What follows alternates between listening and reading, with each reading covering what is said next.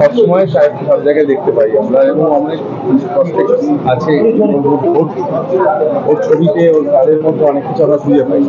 তো এই ফিল্ম ফেস্টিভ্যালের সাথে নিজেকে জড়ানো, তোমার কোনো এটা আশা আছে যে আমরা কি করে সেই আশাটা দেখতে পাই তোমার কাজের মধ্যে?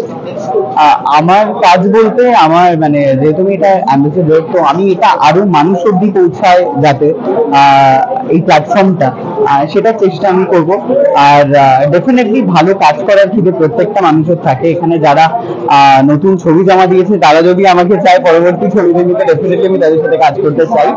বাট আপাতত আমার এই মুহূর্তে যে কাজ, এই প্ল্যাটফর্মটা আরো অনেক বেশি মানুষের কাছে পৌঁছে দেওয়া, এটা আমার কাজ এই মুহূর্তে। স্টোরির যে এই প্রকল্প, মানে এই যেটা ভাবনাটা, এর মধ্যে একটা বাড়তি কিছু তুমি চোখে দেখছো, যেহেতু তুমি এই সংক্রান্ত বিষয়ের সাথে সারাদিন মত থাকো, বাড়তি পাওনা কিছু হতে পারে ডিরেক্টর বা ভবিষ্যতে? ডেফিনেটলি প্রচুর ডিরেক্টর, প্রচুর যারা ক্যামেরা করেছে তাদের মধ্যে যদি ভালো ক্যামেরা, ভালো অভিনেতা, ভালো ডিরেকশন থাকে, সবাই একটা ভীষণ ভালো একটা প্ল্যাটফর্ম। সত্যজিৎ রায় ফিল্ম ইনস্টিটিউটের মতো জায়গায় সবাই সেখানে ছবিটা দেখতে আসছে। ডেফিনেটলি একটা না একটা কানেকশন ওখান থেকে ওরা পেয়ে যেতে পারে। আর এই যে তারপরে যে পুরস্কার দেওয়া এবং পরবর্তী মুভিও প্রডিউস করা, মানে দুটো একটা অপরচুনিটি ব্যাপার। একদমই একদমই। আর ছবিতে কিভাবে দেখতে হবে এখানে?